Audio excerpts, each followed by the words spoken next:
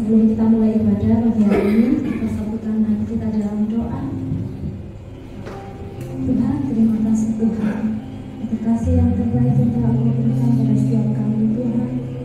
Kami percaya bahwa Engkau Tuhan yang selalu menolong kami, yang dimana tahun lalu Engkau sudah menolong kami. Kami percaya tahun ini juga akan menolong kami. Tahun lalu Engkau buat mukjizat Tuhan. Tahun ini kami percaya dengan iman bahwa setiap hari kami akan mengalami mukjizat bersama dengan Allah Tuhan. Terima kasih ya Bapak. Terima kasih Engkau Tuhan yang sama, tak pernah berubah dari dulu, sekarang sampai selama-lamanya Tuhan. Buka satu.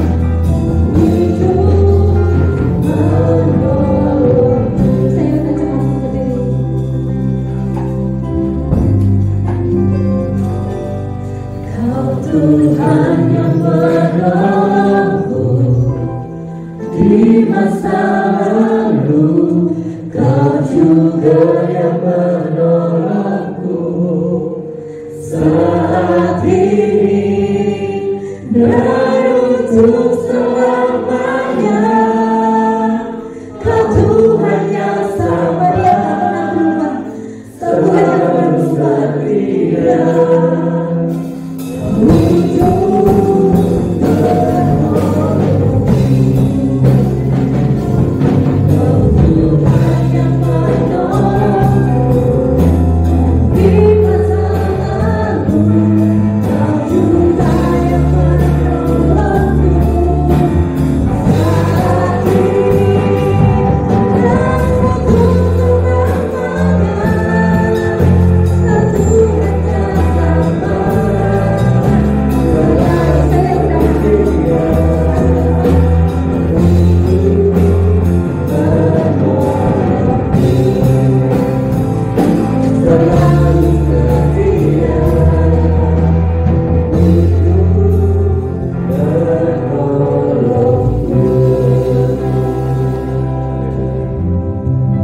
Mari kita berdoa.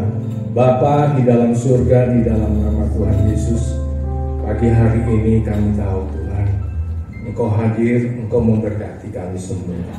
Kami ingin mendengarkan firman-Mu yang memerdekakan kami semua, membuat kami mengerti betapa Engkau mengasihi kami. Seperti mana pujian tadi Tuhan, Engkau menolong kami sampai saat ini, bahkan sampai kami bertemu Engkau. Terima kasih Bapa. Di dalam nama Tuhan Yesus, singkapkan dan bukalah hati kami Tuhan untuk mengerti kehendak-Mu. Haleluya. Amin. Shalom. Kok lemes ya? Shalom. Sebelum kita dengar firman Tuhan, ada tayangan kita mau lihat. Satu tayangan ini luar biasa. Ya, bisa. Tayangan ini menggambarkan bagaimana kita hidup saat-saat ini. Silakan. Oh my God! Oh my God! Oh my God! Oh my God! Oh my God! Oh my God!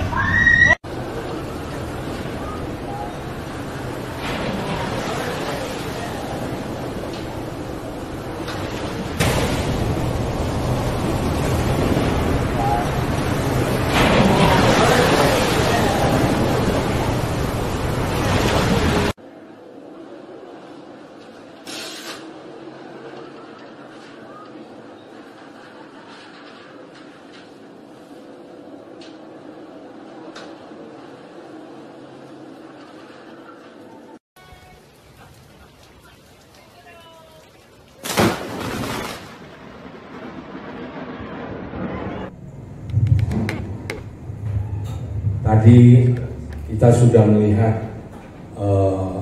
bagaimana sebuah kapal mengarungi lautan. Ombaknya begitu besar. Kira-kira bisa nggak ya kalau kita bisa mengarungi satu ke pulau satu, misalnya dari Surabaya mau pergi Kalimantan tanpa sebuah kapal? Tidak mungkin. Itulah kasih karunia Tuhan. Tadi lagu-lagunya mulai dari pujiannya, mulai dari awal sampai selesai ini tadi kita mendengarkan bahwa semua karena kasih karunia Tuhan. Ya, saudaraku di dalam Tuhan Yesus, begitu juga hidup kita ini sebenarnya. Kalau tanpa masuk di kapalnya Tuhan, kita tidak akan sampai kepada tujuan. Sama seperti tadi kita lihat tayangan barusan tadi berapa menit ya.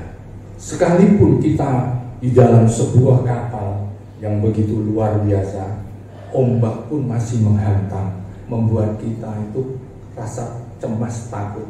Tetapi saudara ingat, saudara jangan khawatir, pasti kita sampai dan selamat di tempat tujuan. Amin saudara.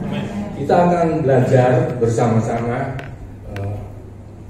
firman Tuhan pagi hari ini. Kita akan membuka di dalam Roma 9 ayat 32. Roma 9 ayat 32. Karena Israel itu, bangsa Israel ini, mengapa tidak? Roma 9 ayat 32. Mengapa tidak? Karena Israel mengejarnya bukan karena iman, tetapi karena perbuatan. Mereka tersandung pada batu sandungan. Banyak orang-orang yang mengatakan dirinya Kristen, tetapi sebenarnya dia itu mengandalkan kekuatannya. Sama seperti kayak bangsa Israel. Dia tersandung menghadapi masalah demi masalah. Hidupnya capek terus. Dari hari ke hari dia menghadapi kegagalan demi kegagalan. Rancangannya, harapannya selalu yang terbaik dia pikirnya. Tetapi tanpa Tuhan dia gagal. Saudara, ya ini Israel. Karena dia tidak hidup di dalam iman kepada Yesus, yang mengandalkan kekuatannya sendiri. Kita baca lagi di dalam Titus 3 ayat 5. Ini kita belajar ya saudara. Titus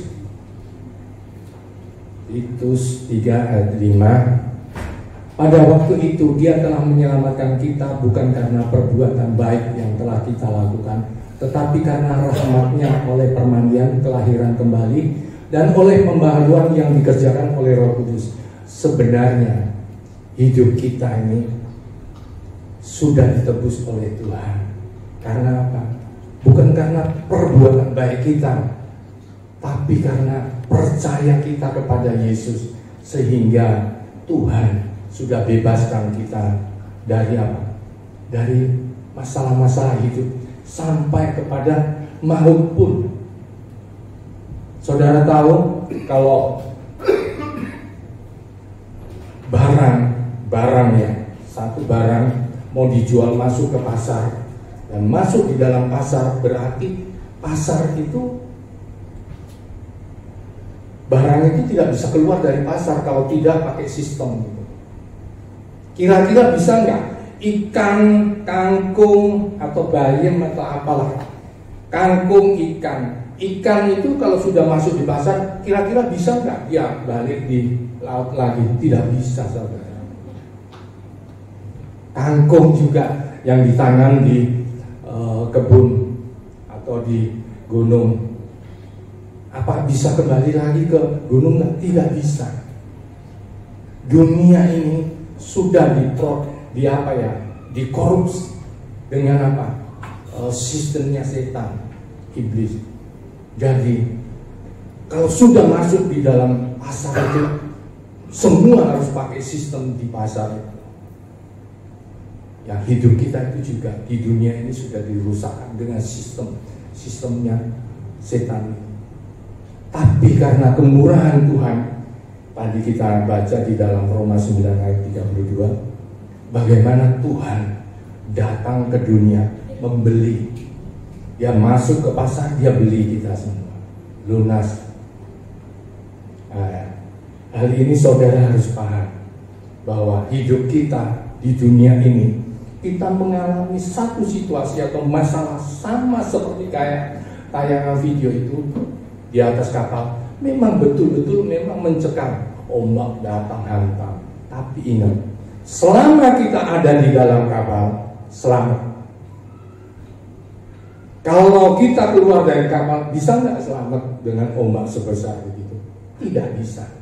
Siapapun orang yang jago renang pun, yang hebat sekalipun, dia tidak akan mampu sampai kepada satu tujuan kalau dia tidak di dalam kapalnya Tuhan. Amin. Kita baca lagi di dalam surat Efesus 1 ayat 7. Baca Efesus 1 ayat 7. Sebab di dalam Dia dan oleh darahnya kita beroleh penebusan, yaitu pengampunan dosa menurut kekayaan kasih karunia-Nya. Jadi kalau kita bisa hadir pagi hari ini, di sini kita bisa mendengarkan apa yang Tuhan berikan kepada kita pengetahuan. Itu karena kasih karunia-Nya, bukan karena kepandaiannya, kita atau kemampuan kita. Saya beritahu saudaraku, saya di atas mimbar ini sebenarnya apa sih Pak Rudi ini ada di mimbar? Sebenarnya tidak dibutuhkan. Yang dibutuhkan tadi adalah 20 menit atau 25 menit itu pujian kepada Tuhan. Malaikat mau memuji-muji Tuhan. Tuhan mengatakan, bentar, kamu diem. Saya mau dengarkan anak-anak Tuhan, anak-anakku semua di sini. Bagaimana dia memuliakan aku. Sekalipun malaikat suaranya jauh lebih merdu dari kita, tapi malaikat kalau salah jatuh, buang. Kalau kita jatuh, masih ditebus. Tidak pernah terpikir ya seperti itu saudaraku. Bapak Ibu, pagi hari ini kita harus mengerti begitu besar kasih Allah itu. Kadang-kala kita itu tidak sampai berpikir seperti sejauh itu.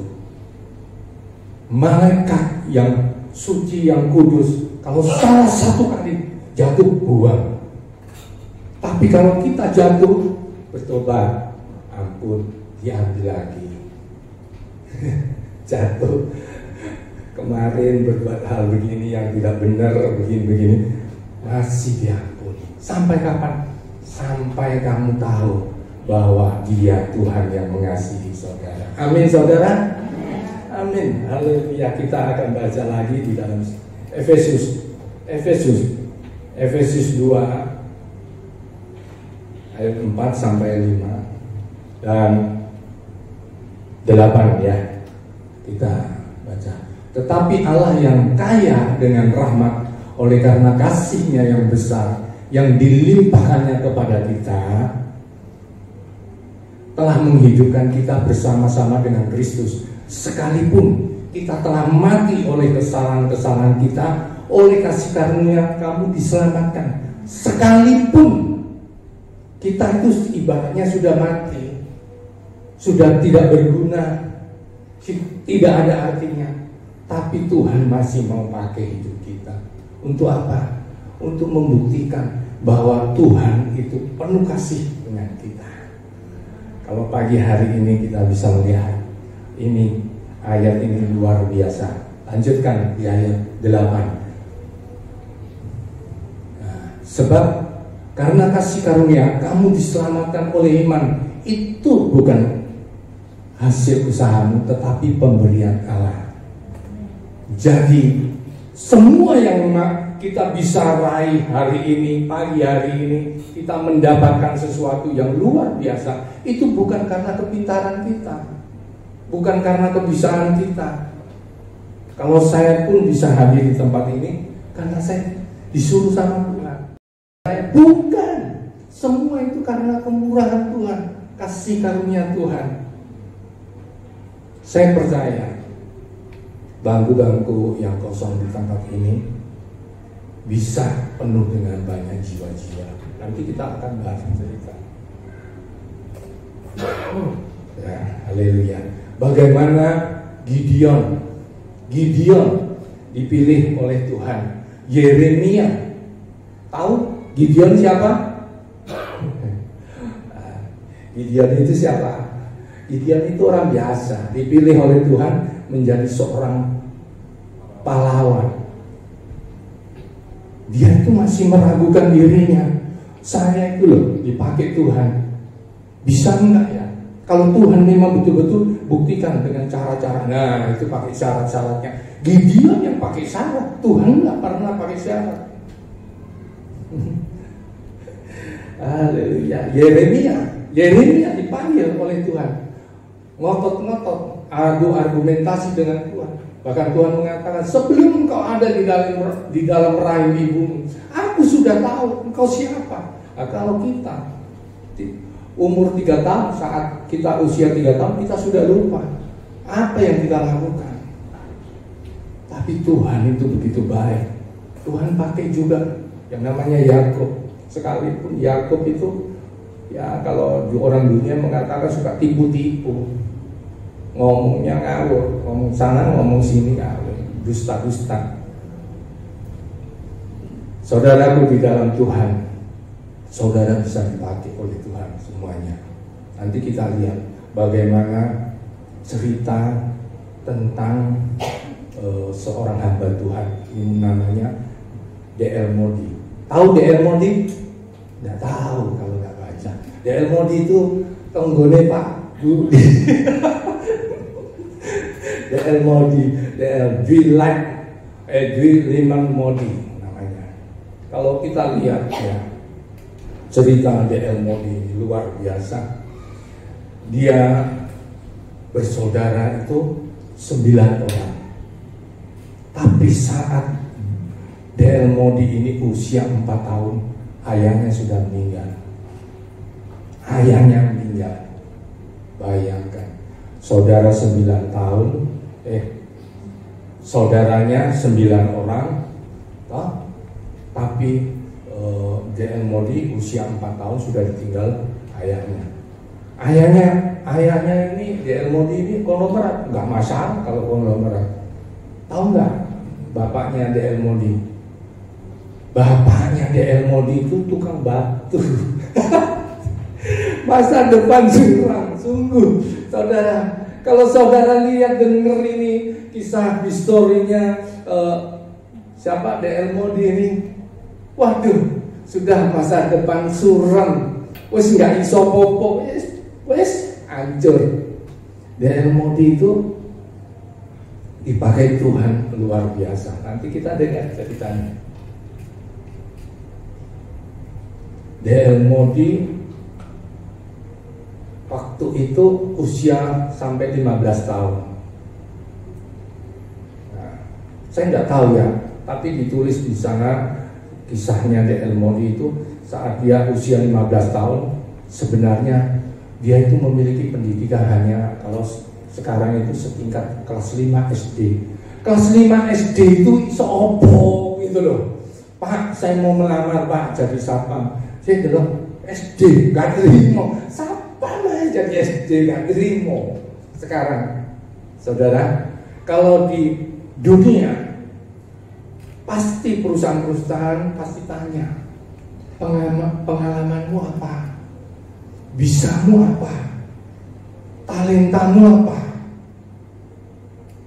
pendidikanmu apa. Yang pertama pasti ditanya pendidikan.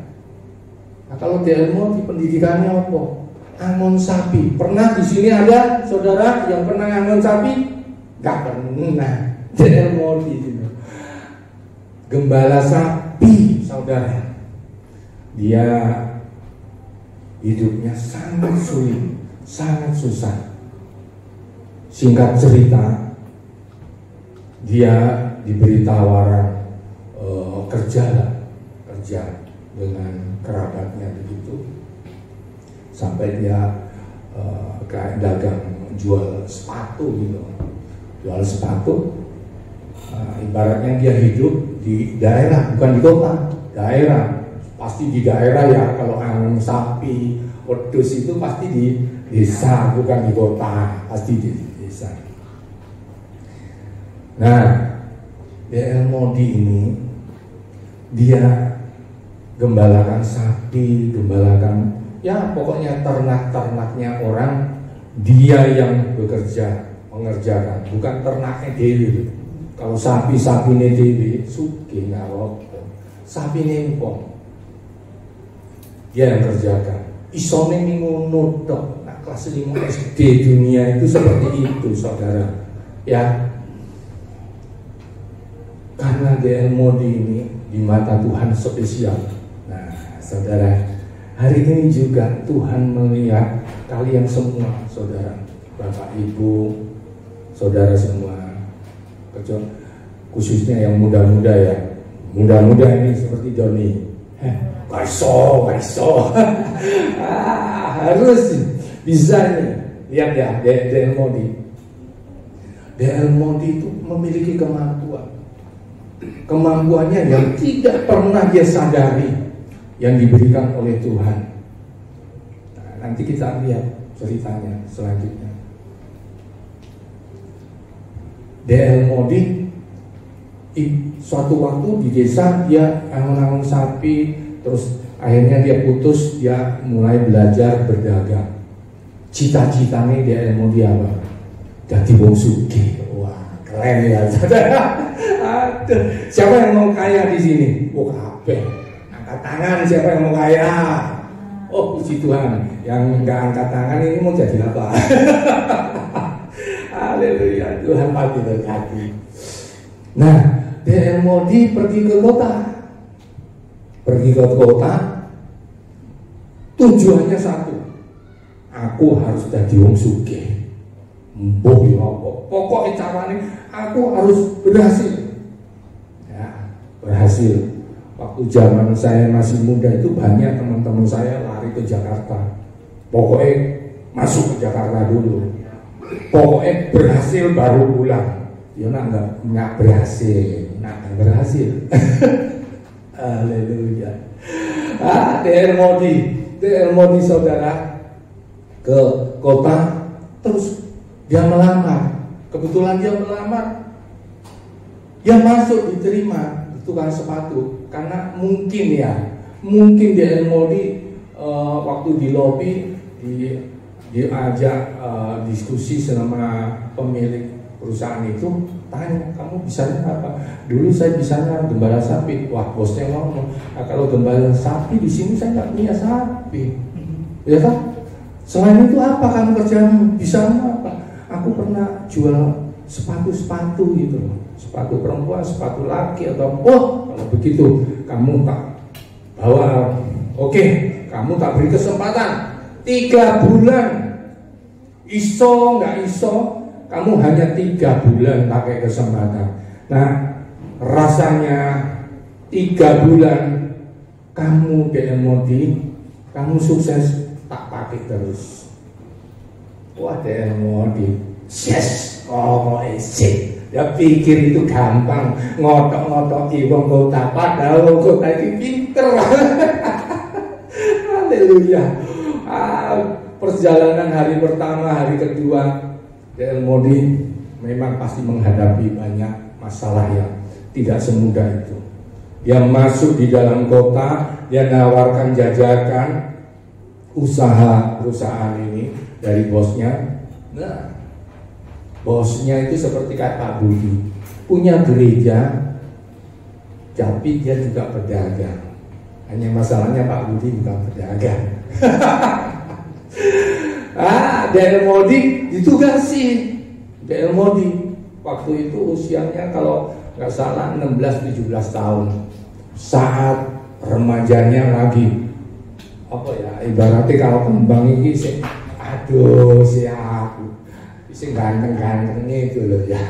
Wah, mekerok kembang itu bagus sekali. Saudara, D.L. Moody, bosnya si Pak Moody ini ngomong, kamu Moody minggu ikut aku pergi gereja. Waduh, aku ini kalau mau gereja nggak pernah terpikir aku pokoknya ke kota hanya tujuannya dari wong sugih. Saya bilang aku dikongkong tugas yang ke gereja berhubung karena bos suka. Dan ya Pak Budi, siap sama seperti saya ini. Aduh, singkat cerita, si Moody ini melayani, belajar dia melayani. Sing dilayani apa? Anak-anak sekolah minggu.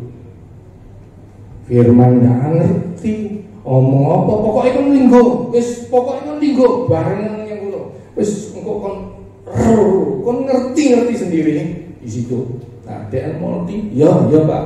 Sajane hati ini D.L. Moody apa taat atau patuh? Tidak, karena dia taat atau patuhnya karena Allah. Dipecah, bukan soal bilang dia itu takut sama Tuhan. Enggak ada di dalam pikirannya terlintas menjadi hamba Tuhan. Enggak pernah.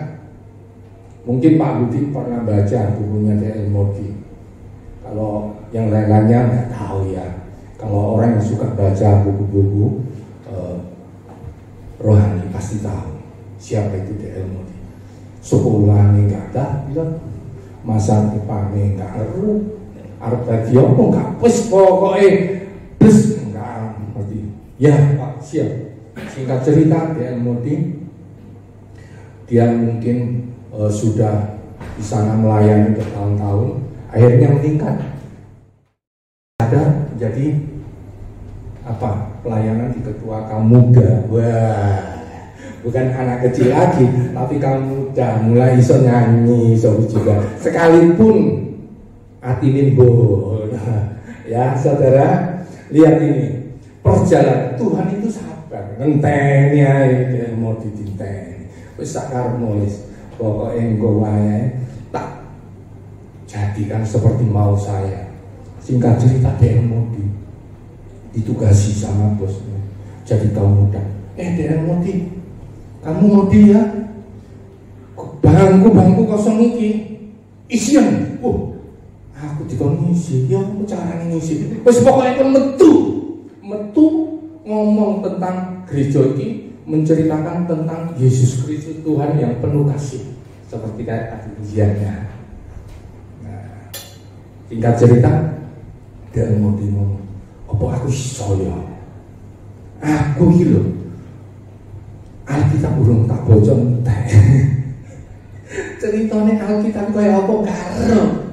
Tapi berhubung karena bos saya yang menyuruh saya, dia enggak tahu bosnya Modi ini juga dipakai Tuhan untuk mencetak Modi nanti bakalan seperti apa. Akhirnya si Modi ini keluar karena cucu Modi ini lain dengan cucu kita. Ya, apa ya bahasa Inggrisnya cucu apa ya? Mulutnya Modi itu penuh kasih karunia. Beda. Mungkin saudara di sini, anak-anak muda di sini juga punya apa karunia seperti kayak yang punyanya DR Modi. Memang bagi DR Modi nggak mungkin. Setiap dia ketemu sama anak muda, begini dia menceritakan begini. Anak muda itu langsung mau, ya besok saya ikut ya Pak. Oh ya bos, ayo guys datang ya. Oh, iya datang. Akhirnya Modi setiap kali ketemu sama kaum muda, diajak masuk gerejanya, datang semua. Karena apa? Cucu Modi diurapi oleh Tuhan tanpa dia sadar. Modi saja heran, kok gelem ya wong iki loh, kok gelem. Nah, Modi berpikir begini, aku ae iso ngene, apa meneh aku dagang. Dadi sugih temen. Dadi sugih. Lihat. Singkat cerita, DR Modi bisa mengumpulkan begitu banyak. Mengumpulkan nggak nanggung-nanggung des.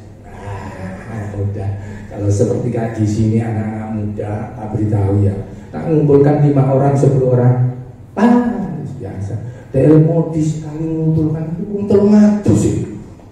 Bayang no. Ono yang kini 300 gak cukup. Glosor kan?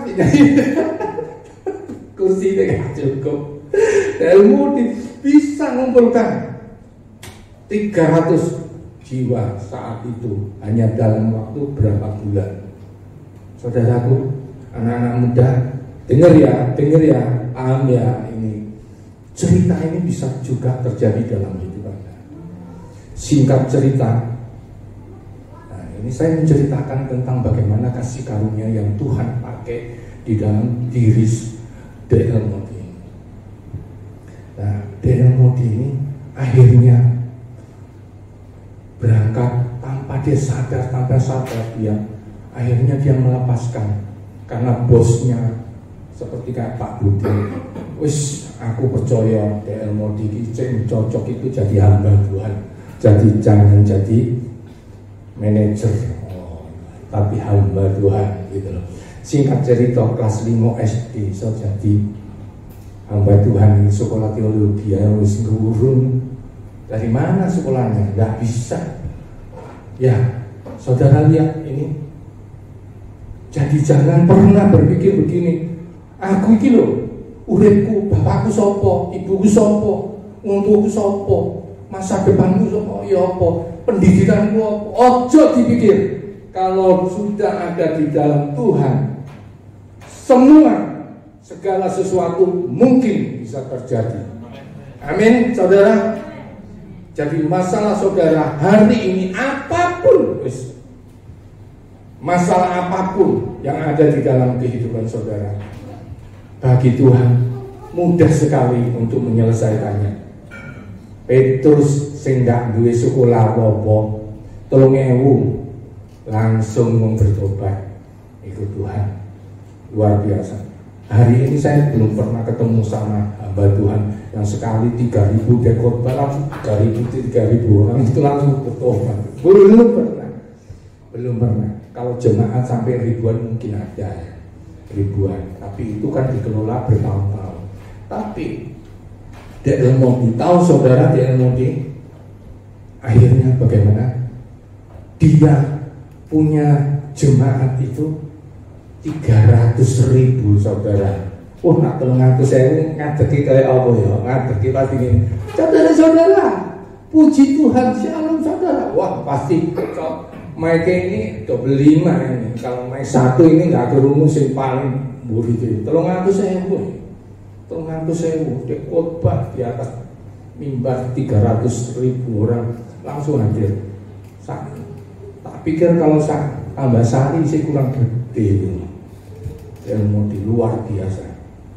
Saudaraku, ketika kita menyerahkan diri kita kepada Tuhan, maka Tuhan mampu mengubah kita dari sesuatu yang tidak pernah ada terbayang di dalam pikiran kita, sehingga kita bisa menggedek-gedek nak ndelok perbuatan Tuhan. Sekarang saya mau tanya, mau disugih kok nggak? Sugih satu ya, kalau secara finansial mungkin saya percaya kalau 300.000 ya Pak Gembala, 300.000 ya Pak Gembala. 300.000 gak main-main ya 300.000. Kalau ngewe wis kebal luar biasa. 300.000. Saudara, lihat apa? Saudara, kalau kita bisa menyerahkan di hadapan Tuhan, ini loh Tuhan, pakai saya, wis jadi ini Tuhan. Biasanya saudara, ya orang-orang yang dipakai oleh Tuhan itu adalah orang-orang yang homeless. Homeless itu apa ya Pak Budi? Homeless. Ya, ibaratnya wis dadi areng misalnya. Diareng. Hidup itu sudah tidak punya pengharapan. Konco nggak duwe, terus duit nggak duwe, dipercaya sekarang ngomong sing percaya urip masa depan kayak apa? Masih ada waktunya. Haleluya, puji Tuhan. Kita akan lihat di dalam Hakim 6 ayat 13. Coba ditampilkan Hakim 6 ayat 6. Ya. Jawab Gideon, ini Gideon ya. Tuanku, jika Tuhan menyertai kami, mengapa semuanya ini menimpa kami? Di manakah segala perbuatan-perbuatan yang ajaib yang diceritakan oleh nenek moyang kami kepada kami, ketika mereka berkata, bukankah Tuhan telah menuntun kita keluar dari Mesir? Tetapi sekarang Tuhan membuang kami dan menyerahkan kami ke dalam cengkraman orang Midian. Ini selalu disuarakan oleh anak-anak Tuhan yang belum mengenal Tuhan. Ya, aku ya wis melok Tuhan suwe, uripku kok isih ngene-ngene ae. Kok menghadapi masalah terus. Siji mari wis tambah siji, jadi loro. Ini bukan sekolah TK ya, saudara. Tambah hari mengeluh. Ini dia ngomong si Gideon, wah, nak ikut Tuhan itu loh. Tuhan kan mengatakan kita sudah masuk ke tanah Kanaan. Pasti ngomong gitu. Saudara tahu? Pasti saudara di dalam pikiran saudara pasti punya pikiran begini. Wah, Musa itu loh iso belah laut. Elia itu berdoa, dari langit keluar turun api. Terus liang-liangnya ya macam-macam lah. Pokoknya di Alkitab macam-macam, di perjanjian lama itu seperti itu, saudara. Tapi saudara tahu, Kalau kita melihat Musa membelah laut, Elia yang bisa menurunkan api dari langit, Elia nanti sama Musa tanya, sama saudara nanti kalau ketemu di surga, pasti dia tanya, Roh Kudus itu waktu kamu disertai Roh Kudus itu rasanya kayak apa? Waduh, rasanya kayak apa? Nah, kita nggak pernah tahu, kita nggak pernah sadari. Banyak orang yang nggak pernah sadari itu. Saudara, di dalam Tuhan Yesus Kristus, hari ini, pagi hari ini, saya mau beritahu, saudara semua itu dipenuhi oleh Roh Kudus. Di dalam hati saudara ada Roh Kudus. Hanya saudara nggak tahu, podo kayak modi, nggak ngerti.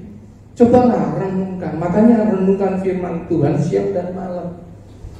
Nanti kalau kita ketemu dengan Musa, Petrus, Elia, pasti dia tanya,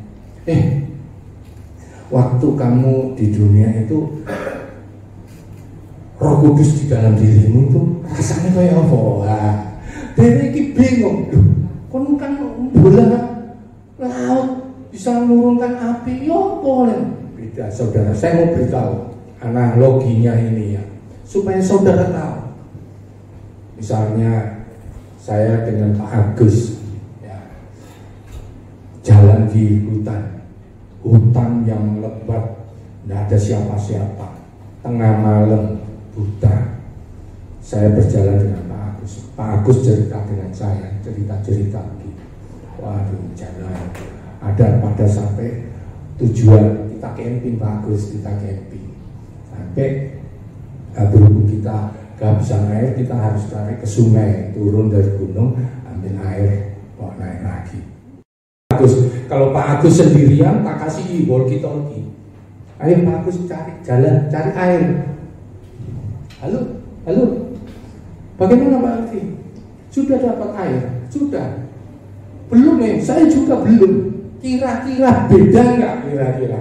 Berjalan bersama-sama dengan teman atau sahabat satu perjalanan, ya, dengan hanya dikasih walkie-talkie, hanya dengar suaranya itu beda, sama seperti kan Musa dengan Tuhan itu, hanya perantara, dia pakai perantara, nggak Roh Kudus masuk di dalam hatinya. Tapi kita zaman akhir ini, Roh Kudus ada di dalam kehidupan kita. Kita buka di dalam 2 Tawarik 20 ayat 15. Ya, 2 Tawarik. Camkanlah hai seluruh Yehuda dan penduduk Yerusalem. Betul ya? Ya.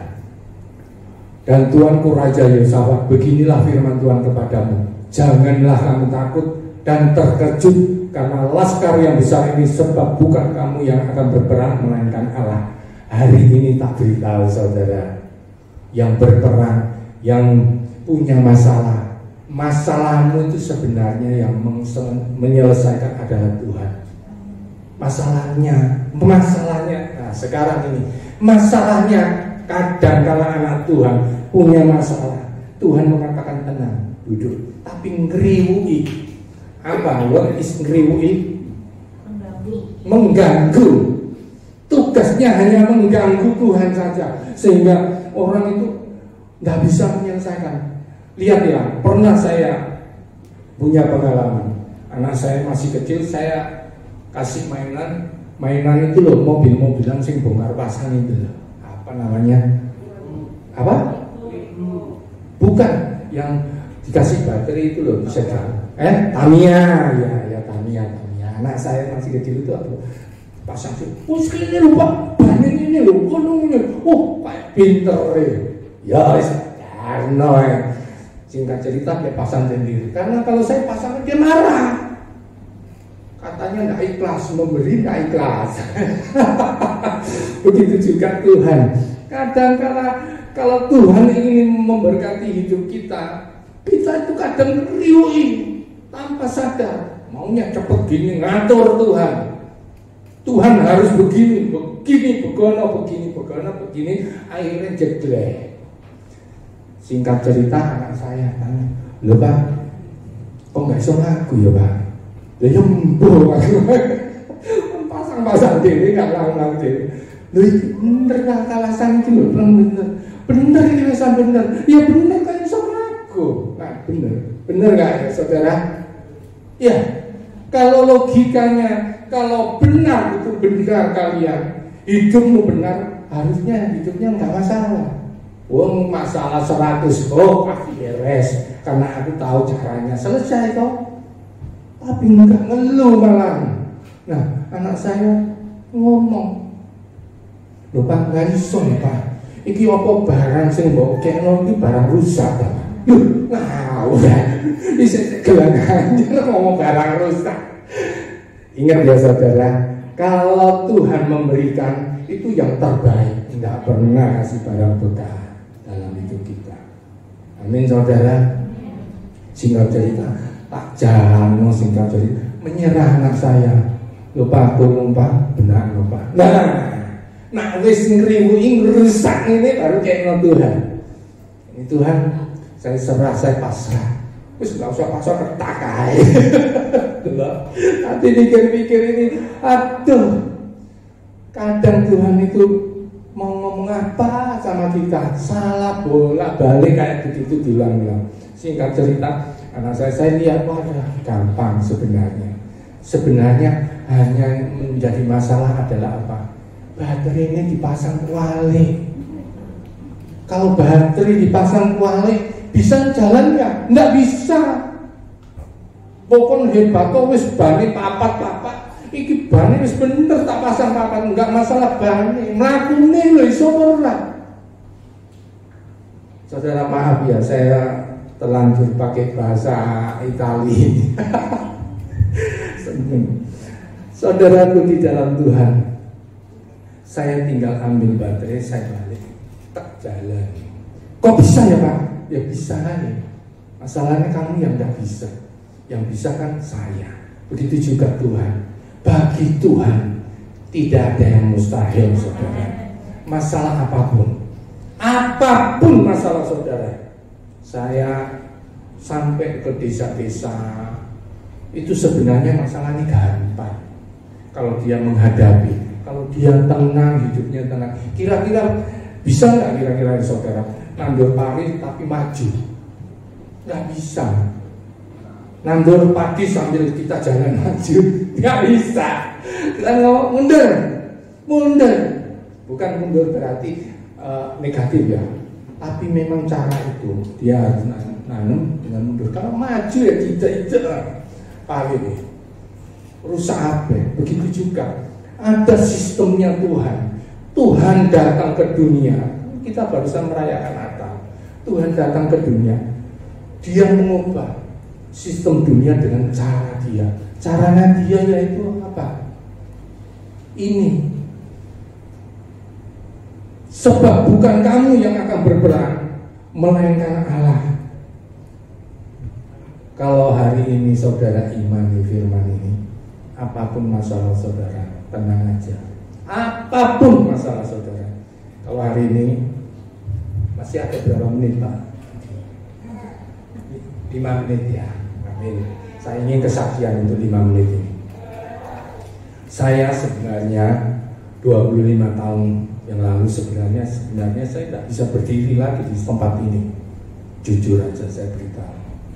Di leher saya yang kedua ini ada masalah. Profesor doktor yang di mana Ujang itu zaman dulu nak foto itu tidak seperti kayak zaman sekarang ada alat dilepokno yang kapsul ya. Dulu enggak di foto jepret ngarep buri jepret. Pokoknya kanan kiri muka belakang di foto dilihat. Itu dimensinya.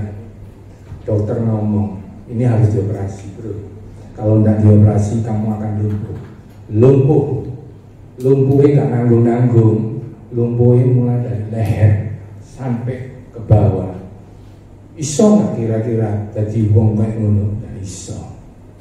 Tak pikir-pikir nggak iso. Tapi saya mengatakan, Tuhan, kalau Tuhan sudah melahirkan saya ada di dunia, Tuhan memiliki rencana di dalam hidup saya. saya tidak mungkin dibiarkan tergeletak seperti itu, karena anak-anak saya masih kecil, saya juga masih menanggung kehidupan istri, anak-anak, dan orang tua. Kalau saya dibuat tidak berdaya, karena artinya urip. Tapi Tuhan sangat baik sama saya. Saya masuk ke kamar, saya tidak cerita sama istri saya. Saya hanya dengan teman saya. Nanti kapan-kapan teman saya saja yang ngajak saya masuk, yang ngajak saya untuk periksa ke dokter itu. Dia masih ada di Bali. Yang ngajak, medeni loh. Aku ngomong enggak medeni meneh. Wis selesai iki aku. Iya, justru itu medeni awakmu itu penyakit enggak nanggung-nanggung. Temen iki gak guyonan. Saya diajak ke profesor, bukan dokter-dokter biasa, bukan dokter ortopedi biasa, bukan. Profesornya yang biasa mengajar dokter patah tulang, saraf apa semua dokter itu. Waktu zaman itu 25 tahun yang lalu ya, saya bayar itu ngeden ya pergi ke dokter itu, bayarnya larang ya. Sekarang bayar itu sama dokternya saya bingung juga, dokter kok larang ini. Waktu itu saya ditarik berapa ya? 250.000.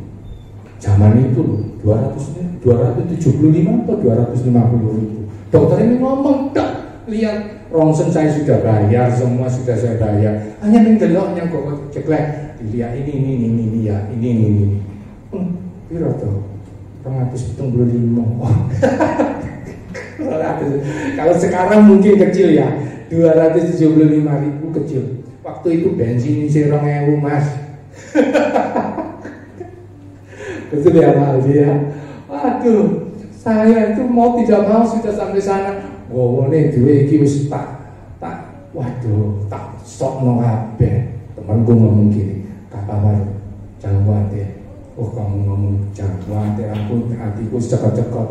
Satu, uang sudah keluar banyak, terus divonis dokter dengan penyakit seperti itu, waras belum tentu, bagaimana gitu. Saya pulang dari dokter itu, saya masuk kamar, saya ngomong sama istri saya ngancam sama temen saya, kalau nak baliknya terlalu mulai, ojo ngomong sekali-kali, ojo ngomong karo bojoku ya. Nah aku ini divonis dokter dengan macam-macam gini ya, ingat ya. Nah saya masuk ke kamar, saya berdoa, saya menyembah Tuhan. Hanya bisanya begini, kesempatan aku bisa menyembah Tuhan, saya menyembah Tuhan. Saya menyembah, saya nangis saat itu. Seumur aku belum pernah nangis. Aku bisa nangis karena apa? Bukan karena kasih Tuhan. Keweden. Jujur aja, takut saudara. Gak bisa apa bener gak ya? Saya ngomong, Tuhan ampuni saya. Pokoknya semua masalah saya sebut Tuhan. Tanpa saya sadar setengah jam saya ngobrol dengan Tuhan, saya bangun. Istri saya kok tumben ya orang ini ya, kok doanya kok lama gitu loh. Wah luar biasa, dipikir gak rohani, enggak. Wedi saudara. Singkat cerita, saya dengar suara Tuhan itu. Waktu itu betul-betul Tuhan ngomong, gak apa-apa, besok kamu nanti cek lagi, kamu enggak apa-apa, kamu sembuh sudah. Amin. Tak amin ya, sembuh. Tapi waktu saya sudah keluar kamar, saya kan ngerjain di depan komputer, saya ngerjain. Saya mikir lagi, iku apa perasaan hatiku dewi. Aku tak mlebu kamar mana, aku doa lagi, saudara. Saya minta diyakinkan sama seperti kayak Gideon. Ono syaratnya, bener apa enggak ngono loh. Padahal Tuhan yang ngomong, bukan mau saya, tapi Tuhan yang ngomong. Saya datang di hadapan Tuhan, saya ngomong, Tuhan betul nggak seperti yang saya dengarkan tadi? Betul.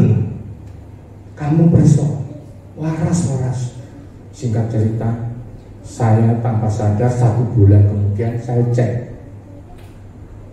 di sini loh, di ruas leher ini. Kalau untuk nengok gini, sakit di luar biasa, kayak ditusuk jarum gitu loh. Apa gini, waduh sakit sekali, sungguh. Jadi kalau orang yang pernah sakit begitu pasti tahu lah. Singkat cerita, saya periksa ke dokter. Dokter itu disuruh foto sih, difoto. Pak Didono, namanya orang yang nggak tahu foto ya, pokoknya foto ya wis ireng putih ngono, aku nggak nggawa emak gede coklat ngono, nggawa yang dokter iki lho dok, iki foto baru ya? Iya yang baru ini dok. Loh kamu makan apa? Loh kok dijak makan rawon. Dokter ini aneh loh juga dokter ini. Kamu makan apa? Kamu makan apa? Aku dalam hatiku, apa dokter mau ngajak saya makan capcay, rawon, sate? Oke, saya mau. Tanyain makan apa? Makan apa? Loh, kenapa dok? Kenapa? Loh, ini nggak apa-apa ya? Ini sempurna ya? Lihat, ini sempurna. Itu deh. Ini di sini loh. Dulu kan di sini. Bawa enggak? Filenya yang lama. Loh, enggak tak bawa ya. Tak bawa yang terakhir yang baru. Dok. Ini loh, di sini itu deh. Dulu ini di sini retak ini. Begini, begono. Sekarang enggak apa-apa, clear. Oke, dok. Terima kasih. Sebentar aja mulai bayar rose. Mana. Tapi saya dengan bayar dengan sukacita. Karena apa? Saya sudah sembuh, saudara. Amin, saudara. Jadi saya tidak memperpanjang firman Tuhan.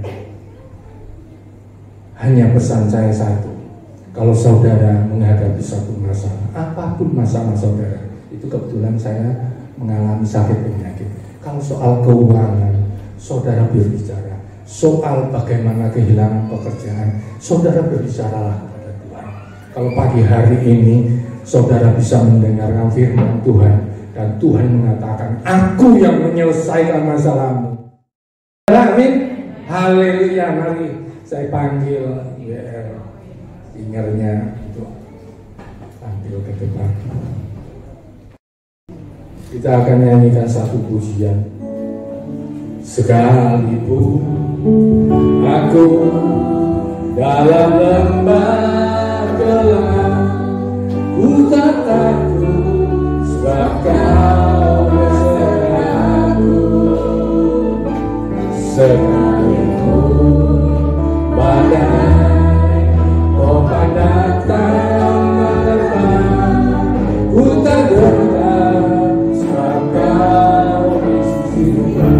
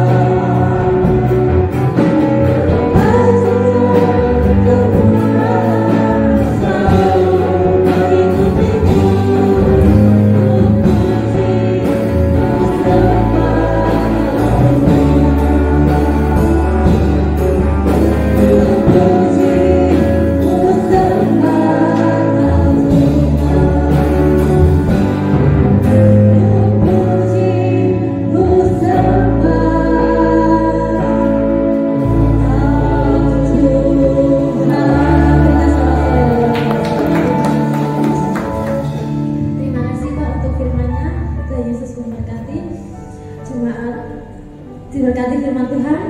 Amin. Kita bentar lagi akan memberikan persembahan yang terbaik. Mari saya ajak semua berdoa. Tuhan, terima kasih Tuhan untuk firman yang telah Kau berikan kepada kami.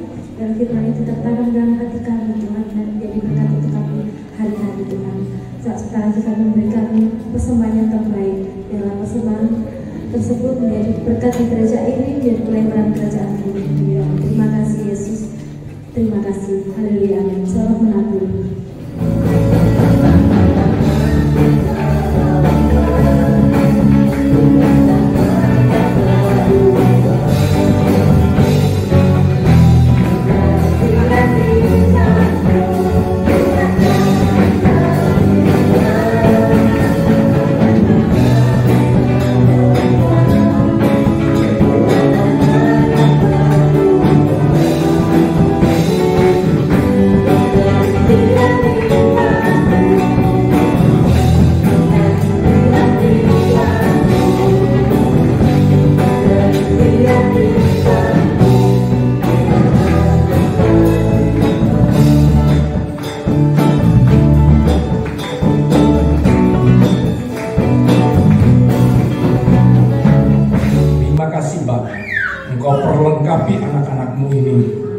tumbuh sehingga luar biasa di dalam kehidupan mereka.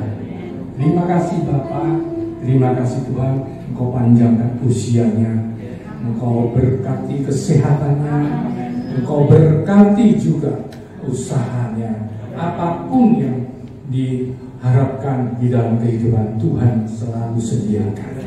Terima kasih Bapa, terutama yang Engkau Roh Kudus ada di dalam kehidupan kami semua, bukan hanya anak-anak-Mu, tetapi kami yang hadir di tempat ini juga diberkati oleh kuasa darah Kristus.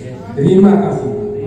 Di dalam nama Tuhan Yesus diberkatilah anak-anak ini satu persatu, Engkau lengkapi dengan kuat kuasa dalam nama Tuhan Yesus. Amin.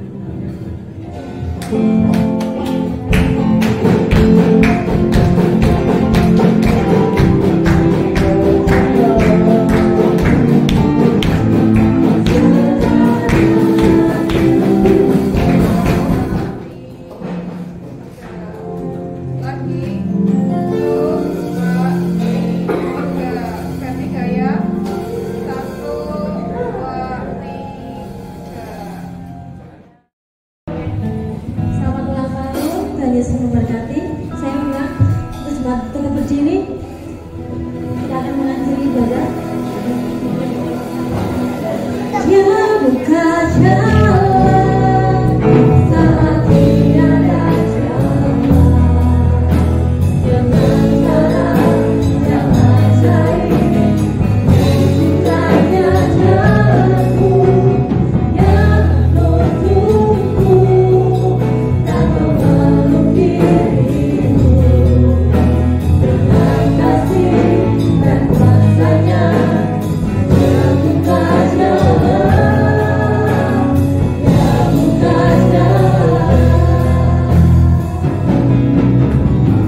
dia buka jalan saat tiada jalan, dengan cara yang ajaib, bukanya jalanku yang menuntunku dan memeluk dirimu dengan kasih dan kuasanya.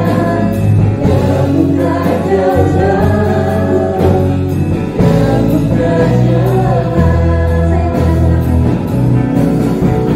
dia buka jalan, dia buka jalan saat tiada jalan, dengan cara yang ajaib, dibukanya jalanku yang menuntunku dan memeluk dirimu dengan kasih dan kuasanya. Dia buka jalan, dia buka jalan. Terima kasih Tuhan, kami bangga kami punya Tuhan yang luar biasa, Tuhan yang selalu buka jalan saat tiada jalan. Sehingga badai apapun Tuhan, kalau Engkau ada bersama dengan kami, kalau Engkau ada di dekat kami, kalau Engkau ada dalam kehidupan kami, perahu kehidupan kami, selalu ada berkat, selalu ada jalan keluar. Terima kasih Tuhan untuk ibadah pada pagi hari ini, dari permulaan hingga sampai pada akhirnya, sampai firman Tuhan ditaburkan. Biarlah Roh Kudus supaya memeteraikan apa yang sudah disampaikan oleh hamba-Mu.